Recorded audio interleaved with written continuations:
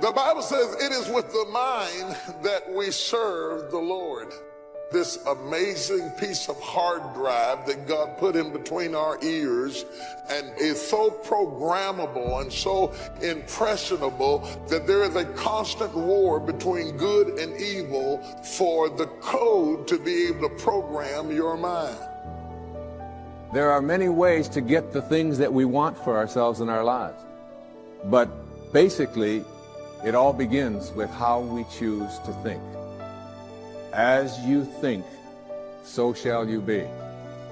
And Shoaff taught me that the mind is like a factory, and whatever you think about all day long pours ingredients into this mental factory. And that's what builds the economic, social, financial fabric of your life. We are how we think. You are in charge. You're the boss of the factory. And once you know that what you think about is what expands, you start getting real careful about what you think about. You got to be wise and careful. See, it doesn't matter who hands you the bad stuff. It'll still do its damage on your bank account. As Michael Todd would say, you are the star of your show. You are the director. You're writing the script. And you will determine whether your life is a hit or a flop. I don't believe this. I know this. You have got to change the way you think. It is the whole determining factor of where you go in life. If you don't like the position, think yourself out of it.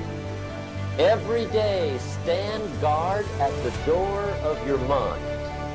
Don't let anybody just dump anything they want to in your mental factory, because you've got to live with the result. There's constant war, constant conflict going on as to who gets into your database and who is going to program your mind. Because all that you will do or not do, have or not have, accomplish or not accomplish, will be a direct derivative of what's going on inside of your mind. For it says, as a man thinketh in his heart, so is he. Your thinking has all the world to do with where you are. Your attitude has all the world to do with your altitude. So if you don't get clear thinking on an issue, you won't be able to develop in that area. Most generally, when we talk about that warfare and dealing with the images in our mind, we generally think in terms of sin. But I want to challenge you to understand that you have more to deal with in the warfare in your mind than just sin. You have depression, you have fear, you have phobias, you have insecurities, you have unbeliefs. There are a whole lot of dysfunctional behaviors that were inherently passed on to us, but these are the reverberating consequences of an act of sin that leave you struggling in areas that people cannot see. It's a lot of people who are controlled by a Pharaoh. They're prisoners in life. They're prisoners in relationships. They're prisoners in ideas. They are enslaved to a system from which they cannot be liberated, and they need a liberator that liberates us and sets us free. But freedom, my brothers and sisters, begins in the mind. Freedom begins in the mind. You can be free physically and not be free mentally. I've seen people with open doors and never go through them. I've seen people stuck in ghettos, and what they're talking about is life in the ghetto. But they think that it's the whole world, and they say they can't get out, and there are no bars holding them, and they're not handcuffed, and they're not chained. They're not chained physically, but they're chained mentally. That's why if you can't afford to get your children out of ghetto, take them on a visit. Let them see that there's a world outside of the circumstances you're in, so that their thinking can be evolved and become big enough to embrace all that God has. The real challenge is getting my mind free. But as I'm free in my mind, I can change my circumstances. The moment you make up your mind to get up, you can get up. And no devil in hell, no system, no government, no power, no boss, or anything else can hold you. Once you are free in your mind, you are free. Lay your hand on your head. Say, this is an awesome machine. I wonder if it's being underutilized. God may be giving you more to work with than what you are working with at this time. That's why I don't like to hang with low-thinking people, because they'll make you underutilize what God has given you. You need somebody to challenge you that you could be doing more than what you're doing right now. You could have more than you have right now. You could go further than you're going right now. And somebody's got to be bold enough to look you in the face and empower you to go into the enemy's camp and take back what he stole from you. Look at somebody and say, it's time for a change. What stops us from making the changes that we need in our behavior, in our situation, it's the mind. The Bible says you shall know the truth, and the truth shall make you free. When you finally get clear information, that's what God wants you to have: truth, to walk in truth, realistic expectations that we are all flawed. The Bible is clear. It teaches us from the fall of Adam. When Adam fell, all men and women fell in him together. We have different manifestations of that falling, but we all fell together. We are all in concert, in desperate need of God. And without God to redirect our lives, we will live our lives as failures. Oh yes, there will be some rich failures. There will be some educated failures. There will be some Benz driving failures, but they will still be failures, because success is not necessarily having money. Contrary to the idols you have in this country of what success is, being rich doesn't make you better. Dion says it just makes you more of what you were before. So if you were a whorish man when you were broke, now that you got money, you can do it better because you got more money. If you were hateful on welfare, now that you're rich, you're twice as hateful. Money just makes you more of what you already were. That's why you see successful people jumping off of bridges, developing destructive behaviors, drinking themselves to death, because they climbed all the way to the top of the ladder only to find that there was nothing up there at all. So your prayer has to be, God, give me the information that sets me free from the idols and the information of my past. If women would stop being taught about men from other women, you may have to delete your entire database. Everything, all of your images, all of the things that you've been taught through other sources, you may have to delete all of them and hit delete, delete, free up your hard drive so that God can do a new thing in you. God wants to do a new thing in you. You may have to humble yourself depending on what age or era you were raised in. Some of you were raised to be subservient little puppies to sit on people's porch and bark when they said bark, and some of you went to the other extreme. You're a new woman and you got a new attitude, and you got so much attitude can't nobody live with you, and you're not complimenting the man, you're competing with the man, and your whole house is in warfare, and the kids are just eating popcorn and keeping score. That's 10 up from mama. That's 10. Daddy left again. There they go. They're just keeping score in a big fight that they now define as marriage, because what you demonstrated in front of them was dysfunction, but they have defined it as marriage, and you're too arrogant to admit to your kids, mama doesn't know what she's doing. I don't know how to be a good husband. I don't know how to be a good wife. I don't know how to be a good father. Create in me a clean heart and renew in me a right spirit. Teach me thy way, O Lord. Lead me in a plain path. Without God, I can do nothing. Without God, I would fail. Without God, I would be destitute. That's what we need. What is controlling your thoughts? What is enslaving you? Is it the television set? Feeding your mind images of what life should be? Is it the internet drawing you in and controlling your time? Is it drugs or alcohol numbing your brain and diminishing your desires? Or is it weakness, a lack of discipline that prevents you from accomplishing what you want to accomplish? And we get very caught up in instant gratification. We want the shortcut to the winner's podium. We want results now. And when we don't get the short-term glory, sometimes we lose sight of those long-term goals. They fade. We lose focus.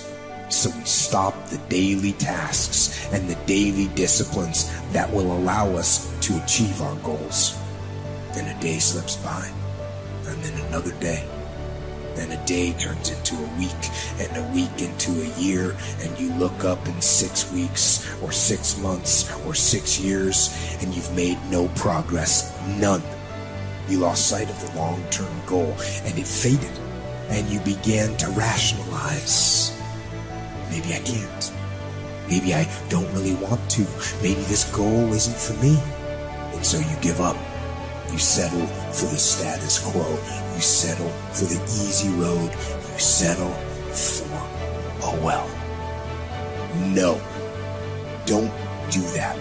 Embed that long-term goal in your mind. Burn it into your soul. Think about it. Write about it.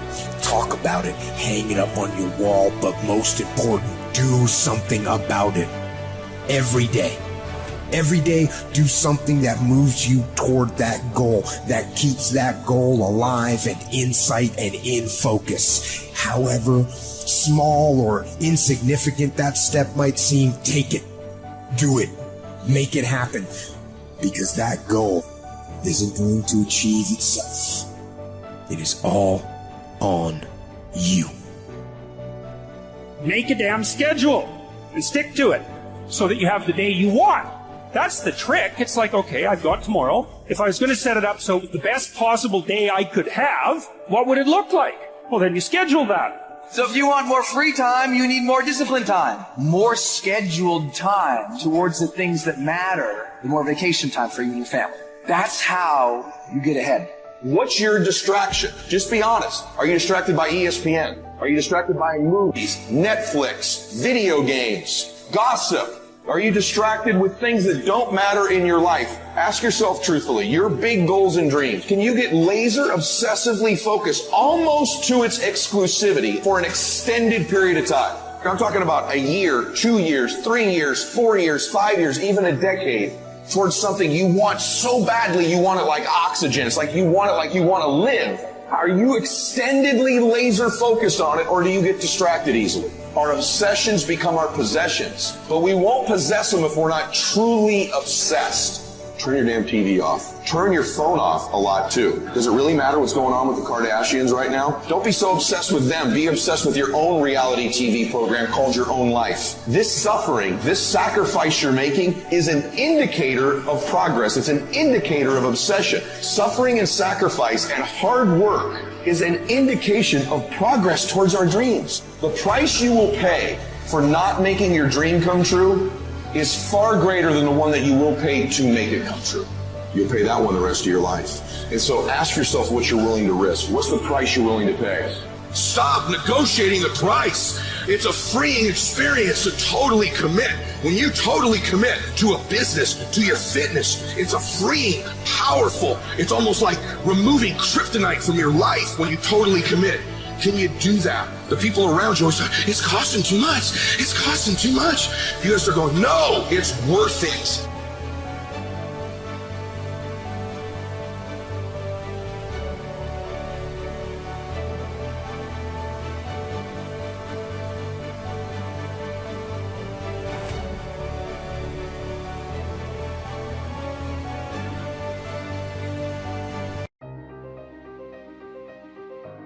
Recreating you, and you have the power to do that. You can decide that you're going to change, that you're not going to be a wimp.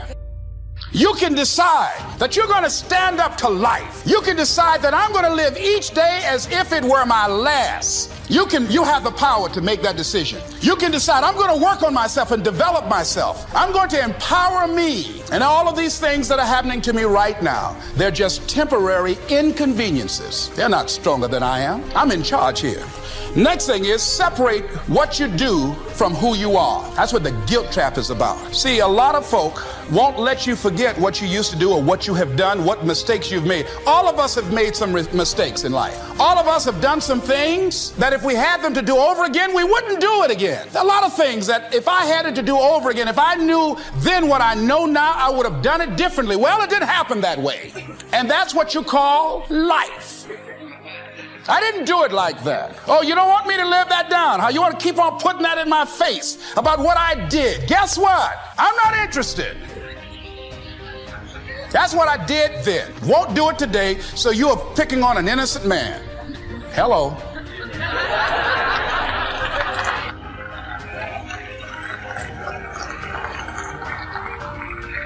So as you're in the process of reinventing your life, write a description of the kind of person that you want to be. What are the things that you must overcome? What qualities about your personality you know that you're going to have to change because those particular characteristics are liabilities to you? What are your assets? What are your strong points? Your identity, your personal worth, the thoughts, concepts, and attitudes and beliefs you hold to be true about yourself are the thermostat of your life. They regulate everything. You have a money thermostat, a relationship thermostat, a fitness thermostat. And what happens in people's lives is they change the external results short term. No one's going to tell you this other than me. They start to change their conditions. I'm reading these books, I'm buying these properties, I've made a little bit of money. And your results begin to exceed. You start getting 85 and 90 degrees of results, but you didn't do the work to change your identity. You didn't change the thermostat your life is set at. And guess what starts to happen? I watch it over and over. You will thank me for this right here someday soon. The results get a little higher. They're 85. I closed a deal. I made a little money. I closed another one. I made a little money. I got this going. I've lost 20 pounds. Whatever it is. The results start to get higher than their set thermostat temperature. And guess what you do unconsciously? You don't even know you're doing it. You turn the air conditioner on of your life and you will cool it back down eventually to get it right back where you're comfy, 75 degrees. Same thing happens when it goes bad. You're broke. The water's turned off. The power's turned off. Your car gets repossessed. They dynamite your property. You find a way to turn the heater on and get it back. The key to life is not the knowledge you learn. You have to have that. Knowledge is not power if it's not applied. The key in life is changing that internal thermostat. And if you don't change that, listen to me. It'll seem coincidental. Something happened to the property. There was a bad rain.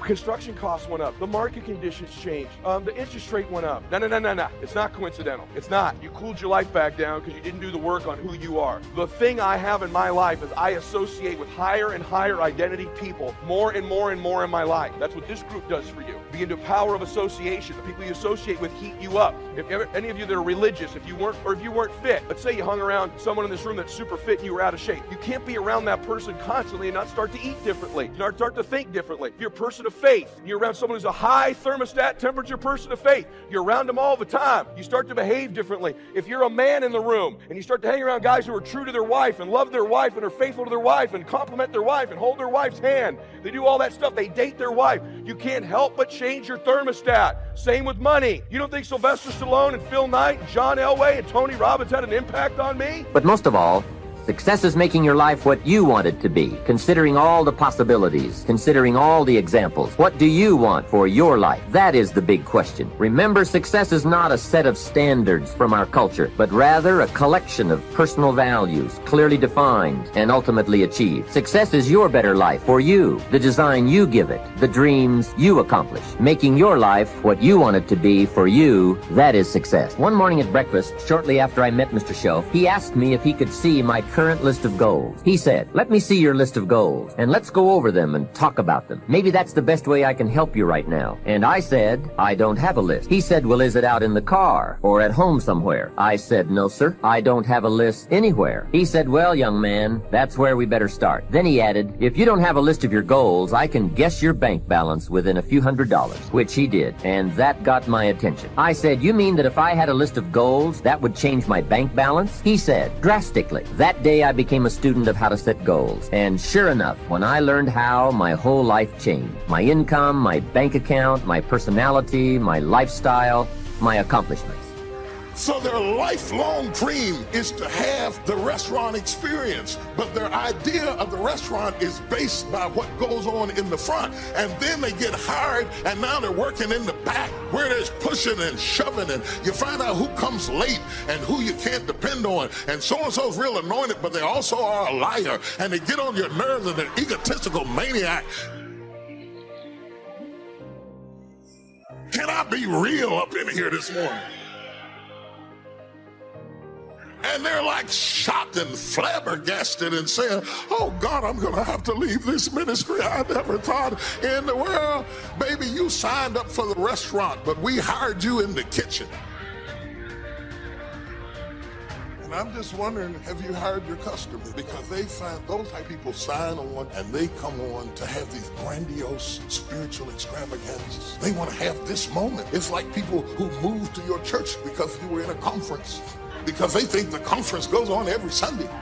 And then they come back a few Sundays and all them extra people are not there. Israel Houghton is not singing this morning. It's Clarabelle Wilson. And she just a skipping and a singing, and she can't sing worth jack, you know? And they say, where is Israel? Israel is gone, baby. If you know the road ahead, you have an incredible power called anticipation. Anticipation is the ultimate advantage. See, winners, leaders anticipate, losers react. The reason you get beat is you don't know where things are happening, so you're reacting. Reaction is always stressful. And yet so much of our life is predictable if we just were to study it, not be caught up in our day-to-day. It's predictable the challenges you're gonna have in your relationships, or with your kids, or with your body, or with your job, or with your economics, or with your mother-in-law or father-in-law.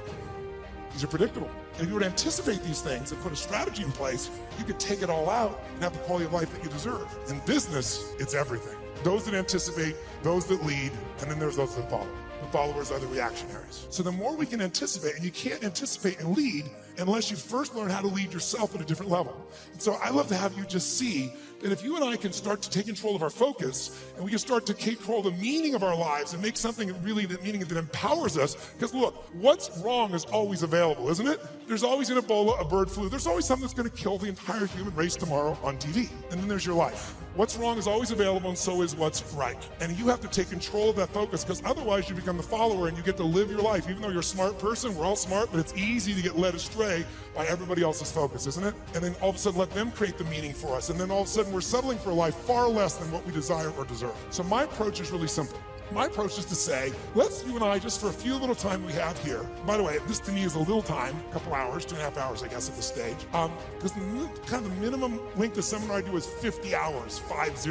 And you go, are you kidding me? I don't like to hear myself talk. I like to see people do things so often they build muscle, not just thoughts. And so one thing I'm going to ask you to do in a few minutes is we're going to go from this passive mode that you're in right now into full engagement. Because if you get fully engaged, it's amazing what you can accomplish and do. When you're partially engaged, you get a little bit of result. When you're disengaged, we all know what you get, nothing. And we live in a society where most of us are so overwhelmed. There's so much information. We're not having any problem with information. We're being drowning in information, but we're starving for wisdom. And so we got to separate it out. And so one way to separate it out is I'd like to talk to you about 3 things that can help you increase your performance and your life. Because what I'm obsessed by and have been for 37 years is what can increase performance for an individual or an organization. But also I'm equally obsessed about what's going to make somebody fulfilled. Because who's had this horrible experience? Who here has ever achieved your goal and then your brain said, is this all there is? Who's had this experience here? Say, I.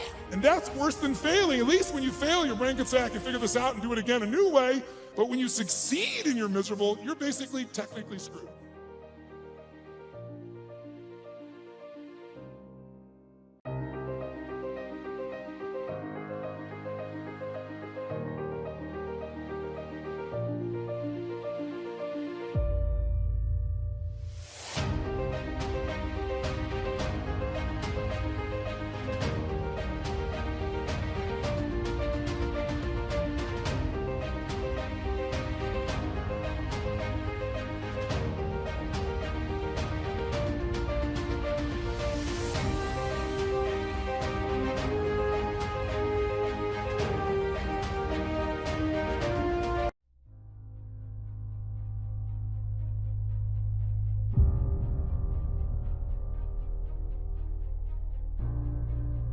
Now, I know that sounds boring, stupid, basic, but it's the truth. The only thing that changes our life long term is when we raise our standards. What does that mean? That sounds so boring and dumb. It means that all of us in life have things we want. We don't get what we want, we get what we have to have. Remember I said earlier, we all get what we tolerate in ourselves and other people. But when you're no longer willing to tolerate something, that's when your life changes. The difference in people is their standards, period. If you want to begin to really enjoy a happy, successful, healthy life, you've got to be willing to go against the tide. You've got to be willing to harness your will and say, in spite of this, I'm in control here. I'm not going to let this get me down. I'm not going to let this destroy me. I'm coming back, and I'll be stronger and better because of it. You have got to make a declaration that this is what you stand for. You're standing up for your dreams. You're standing up for peace of mind. You're standing up for health. You want it, and you're going to go all out to have it. Expect things to get better for you, because they are. See, life is cyclic. You're not, whatever experience you're having right now, it has not come to stay. It has come to pass. Not to stay, just to pass. It's just going through. The biggest challenge is to know what's happening. This is a part of this thing we call life. This too shall pass. And maintaining perspective, putting it in perspective. There's so much knowledge out there, so much information, so many ways to get better. And we make so many mistakes. We're the product of our mistakes. And oftentimes the lesson is sitting there right in front of our face. It's there to be learned, but we miss it, or we don't pay attention to it, or we think we know better until it punches us in the face. And the most important thing to learn is that we have so much to learn. We all do. And we can learn from school and from people and from experience, and we learn from life.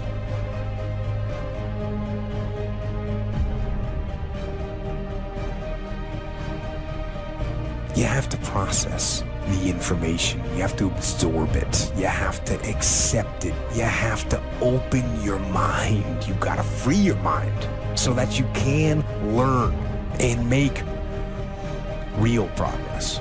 And as far as regrets and things I wish I would have done differently, of course, who wouldn't want to take another go at something and improve on the first try by doing it again?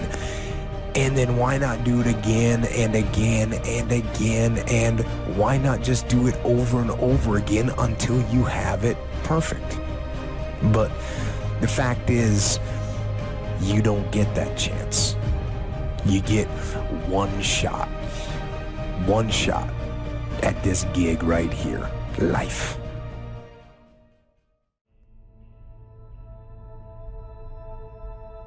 I want to encourage somebody out there who's thinking about quitting and giving up, somebody who has been praying for years for things to turn around.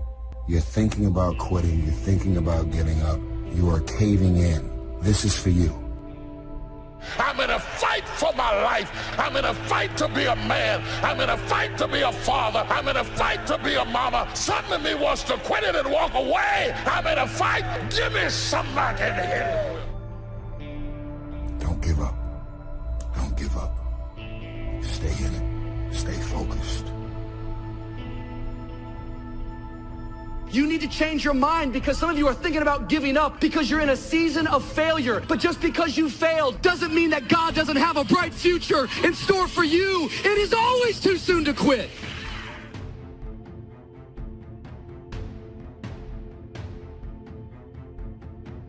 He wants you to give up and think nothing can grow there. The devil is a lie. The darkness is not real.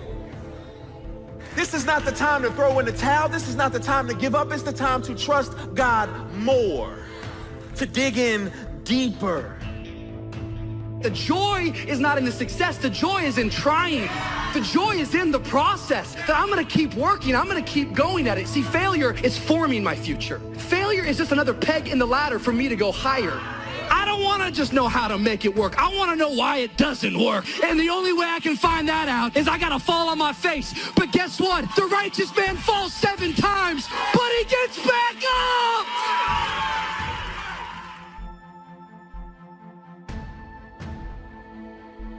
Everybody has something that strikes terror in them to do it. Whatever you got hurt at, whatever you got damaged in, it's the thing that you struggle to do. Those strongholds come against you every time you try to move outside of your little prison. And people think you are angry, but the anger is the fruit. The root is the fear. Most angry people are scared. Pull it by the root. Strongholds. Casting down imaginations, envisioning self-destruction, the enemy terrorizing you with what he might do. When I'm discouraged, I need somebody to come alongside me to encourage me that weeping may endure for a night, but joy comes in the morning. That kind of talk wakes up my faith. It stirs my faith to know that no matter how dark my situation, God can work it out. I'm telling you, it's possible to be weak. It's possible to feel overwhelmed, outnumbered, out-resourced. It's possible to feel discouraged. It's possible to be going through something that you've never gone through. And if you were to be honest, would say, I am weak this day, yet I'm still anointed king. You have to make a decision that I will learn from this thing. I've resolved in my spirit that every experience is my education. So the good experiences and the bad experiences, I'm going to learn from that, and I'm going to discover the opportunity for me to grow and for me to get better. I'm telling you, I've already made up my mind that I know I will fall down. I know that I will stumble, but I already see myself getting back up. Therefore, I'm never down. I'm either up or getting back up. I'm going to learn. You got to go through some things in order for you to get faith. You've got to have some life experiences under your belt so you can talk about how strong your faith is. Because if your faith has never been tested, you can't brag on how strong it is. Anxiety, it makes us feel out of control, and we're trying to put things in order. And so often the very thing that we're afraid of, it's not even as bad as fear itself. Fear is always false evidence appearing real. And when you abide in fear, you're gonna always be running for your life. That's why we're the people of God, and we focus on our faith, because our faith always leads us to life, and life more abundantly.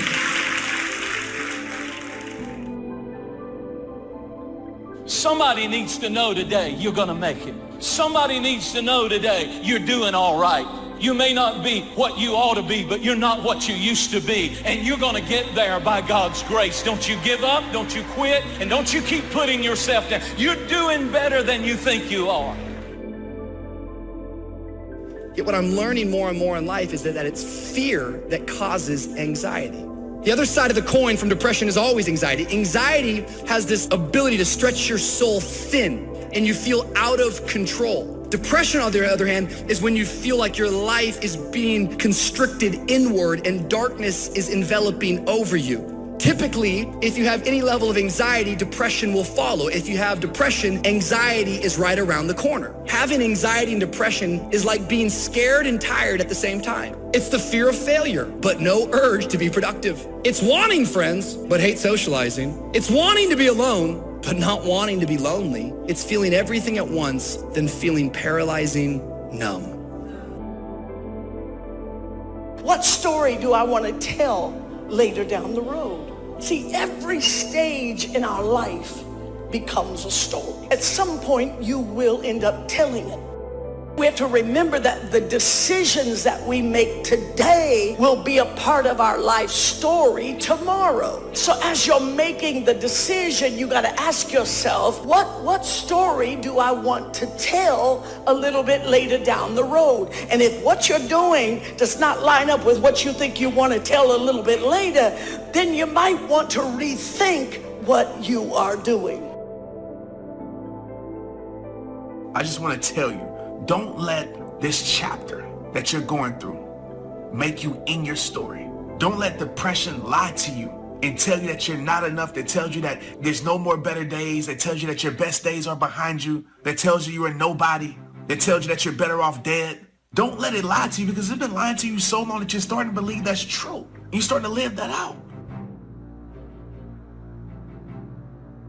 Good intentions are worthless. Worthless, folks. When are you going to fall out of love with good intentions? Good intentions are worthless unless they lead to good actions. Nobody ever had their life changed by somebody hoping, thinking. Good intentions are not enough. Because there are some things in your life that you are not ready to turn loose.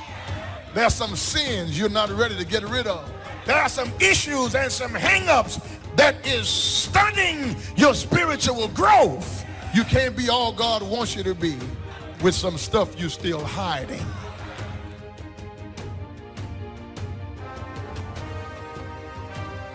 It's time for you to dig up all those seeds of doubt, all those seeds of lies.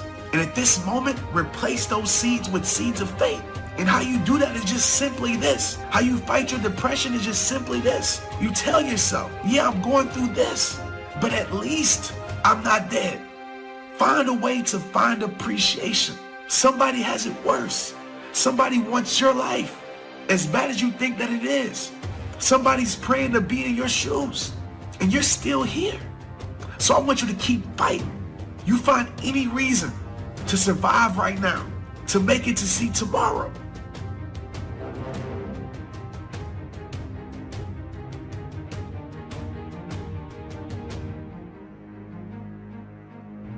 That drive and that attitude of never quit, it's a powerful force, and it does push you over the edge to victory in many cases.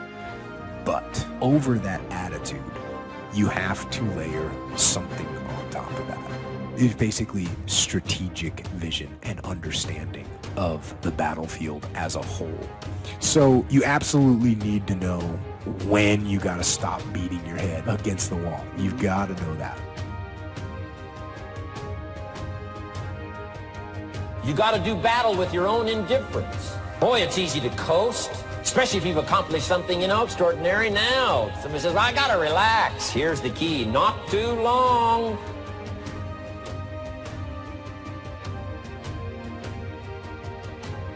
You got to make those decisions. The ones that don't turn out to be good gives you experience to make better decisions. Don't let much time go by without making some decisions. The ones that you can make quickly, make them quickly. The ones that take time, take your time. Don't let indecision be an enemy, rob you of the future, empty your bank account. Don't let that happen.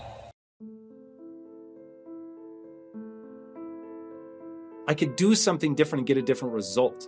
So I want that sting. I want to know I tried something and it didn't work because I want to trigger.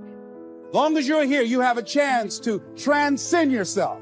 So don't believe in perfection. It doesn't exist. It only makes improvement. So I would practice every day, every day, every day. So again, when you think about these guys enhance their abilities. They go beyond and they exceed expectations because it's that mindset of wanting to be great. I think Kobe said it best, and I think a lot of athletes that are, hovering around that stratosphere of being great and considered one of the greatest is that it's a relentless pursuit of greatness. I think we always have said the easiest thing to do is hold that trophy. That's the easiest thing to do in this process. And that's only going to be for a very short amount of time. The work, the will, the commitment. Like I said, not getting up when you're knocked down. I mean, throughout Kobe's career, in Michael's career, LeBron's career, Dwayne's career, Magic Johnson's career, there's always going to be these struggles that or challenges that you have to get over, and the hardest part is in you trying to be one of the best in the game. Focus and memory, and I want to look at what I could do differently next time to get a better result. Because I know while other people are laughing at me, I'm laughing back at them because on a long enough timeline, I can be anyone at anything because I can self-soothe. I don't need it to be somebody else's problem. I don't need to point fingers at other people. I don't need to blame the culture. I don't need to blame society. I don't need to blame anybody other than myself. And even that word doesn't have power over me. It doesn't make me feel badly about myself. Yes, I am the cause of this problem, in as much as had I done something different, I would have gotten a different result. Now that makes me feel empowered. So now I'm in this powerful loop of taking on the responsibility, saying I can do something different. I can change this. I can get a better result. And finally, I went over to this radio station, asked a guy for a job named Mr. Birdwell, and I said, how you doing, sir? I'd like to get a job. I was working on Miami Beach at the Fontainebleau Hotel at the time. Jackie Gleason and the June Taylor Dancers were famous. And my favorite program on television, most people would not remember, John Beresford Tipton. Hi, my name is Michael Anthony. I have a check for $1 million. How many of you remember that program, all right? The Millionaire, that was my favorite program on television, you know. So this was my fantasy, you know, and every time we would drive from Miami Beach, I would fantasize, oh, that's the house. When I get my million, I'm going to buy my mother that home over there. So that was my fantasy. So I went up to Mr. Butterball, and he said, do you have any radio experience? I said, no, sir. Do you have any background in journalism? I said, no, sir. I said, but I can never get experience if you don't give me the opportunity. I've been practicing a lot, sir. He said, I'm sorry, we don't have any job for you. I said, thank you, sir. But I wanted that sting of like really staring at my inadequacies, really looking at and analyzing my failure. And then I know, competing ideas, right? This hurts. With next time I'm going to be better. And I'm not going to sit in that pain for very long because I understand, well, I need a brief moment of pain. If I spend too much time there, I'm going to get lost in the pain and I'm not going to do what I need to do, which is improve. So I never allow myself to wallow in that suffering. I want it, but I want it briefly, just enough to trigger the action. Now, how do I make sure that I walk that fine line? By one very simple thing, a rule in my life that says I only do and believe that which moves me towards my goals. So if believing that I need to beat myself up and suffer and realize that I'm a loser, if that was going to move me towards my goal, which is fulfillment at the highest level, of course, there are times where you're going to slice that up and it's going to be what are the exact things that I need to do to reach fulfillment. He didn't know my reasons for being there. My reason, I wanted to use radio as a means to earn the money to buy my mother a home. I went back to the radio station again. I said, how you doing, Mr. Butterball? My name is Les Brown. I know your name. Didn't I just see you here yesterday? I said, yes, sir. I said, y'all have any jobs here? Didn't I tell you yesterday we didn't have any jobs? Yes, sir, but I thought maybe somebody got fired or resigned. I don't know, sir. I went the next day. How you doing, Mr. Butterball? He said, yes. And I just didn't take it personal. How you doing? So y'all have any jobs here? Didn't I just tell you yesterday and the day before we didn't have any work? I went the next day, showed up like nothing was wrong, like I saw him for the first time. How you doing, Mr. Butterball? Y'all have any? He said, boy, make yourself useful. Go get me some food. I said, yes, sir. See, many times when you want more, you've got to be willing to pay your dues. So I became their errand boy. I would get their lunch and their dinner and all kind of food for them. After a while, I would take the food to them in the control room and I would not leave until they would ask me to. And I'd watch them working the controls and I'd memorize their hand movements. And pretty soon they would trust me with their cars to go pick up entertainers. There's going to be a tension with it. Right, you're put on a pedestal and you fall even harder, you know, when you do. So I really had to learn how much you have to prepare, you have to live it. You have to want it so bad to where you'll sacrifice those Saturday nights or Friday nights with your friends. You know I'm going to sacrifice if you're in high school or something and the dance is this week, you know, if there's more dances here. I'm going to the gym, you know, this is what I'm going to put my time into because this is what I want. And being around all of those great players, getting to see their commitments, see their rituals, see how much they put into the game. If you just stay on course, it'll take you further than you can ever imagine. You know, I think for me personally, what set me apart, I think from everyone else is that my dedication and my discipline and just the execution of being consistent is what put me in a different stratosphere, just put me on a different level. And I think people were able to see that. Sometimes, like I said, I didn't want to just blend in. I wanted to stand out. When you start to become successful, character is the person you are after you've chiseled and have gotten past all the unnecessary material to what's underneath. But since we're usually surrounded by other people, let me be a little more specific about how the differences between a charismatic person and a person with character can play out in the real world, particularly in leadership situations. Here are 4 sets of circumstances that can easily occur. First, a really charismatic person can make people believe there's pie in the sky, or that the sky is going to fall tomorrow, one just as easily as the other. By creating these expectations, charismatic individuals can indeed energize and inspire others. or terrify and demotivate them until the overblown scenarios are proven false. I mean, it was second to none. Always take those processes. If you have a goal, there will be obstacles. In your way, you can climb them, you can run around, and you can do everything, but you're going to have to put the work in to make sure that you accomplish your dreams. The most critical piece of advice that I've ever gotten, and I won't name who it is, from a coach. One day, all he said, and paint the picture for you, I was a rookie. I'm 19 years old, I'm playing with guys old enough to be my dad. I'm getting thrown around, I'm playing a level of basketball that I'm barely hanging on by a nail with, but I'm one of our best players, so I'm playing every night. I want to go home, I'm not used to the cold. You're not going to be 100% liked by everyone. There's so many layers and so many elements of being a professional athlete and being in that sport. You're going to be subjected to criticism. Whether you do good or bad, people are going to talk about you, good, bad, or what have you. But you have to be strong-willed, and I think that's who and how I was. And I think a lot of that, like I said, stemmed from the upbringing of my grandmother. But at the end of the day, I think an athlete, again, to get to where you want to be and the process in which it takes to get there, you have to be addicted to bettering yourself. You have to be addicted to bettering yourself. And that's what I became. You have to have a relentless pursuit of really just perfection, greatness. Obviously, it boils down to my 3 Ds: desire, dedication, and discipline. And the charisma runs out. But a person of character doesn't need to be anyone's Pied Piper and isn't comfortable in that role. Instead, he or she looks within for the true source of inspiration and energy. Second, a charismatic person can inspire devoted or even fanatical loyalty.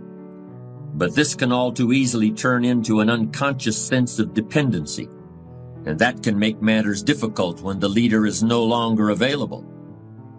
Like a charismatic coach, effective during the glory years, but when he leaves the organization, there is a sense of abandonment, and the team may never achieve anything like its prior success. Powerful personalities often resist delegating authority, but it's an attitude of character for a leader to refrain from making himself or herself the indispensable heart and soul of an organization. I'm just kidding, I'm getting beat up, but I wouldn't quit, and I was looking for this piece of advice from someone. And all they told me was just like they would always tell me, hey man, keep going, just keep going. All the time, every time, and I got so mad because I'm looking for that euphoric feeling from the piece of information that they're about to give me, right? That's why I think we all kind of struggle sometimes. Looking for that and putting too much pressure on the situation. But as I got older, as I continued to train, as I continued to not give up and not let a loss define me or my character,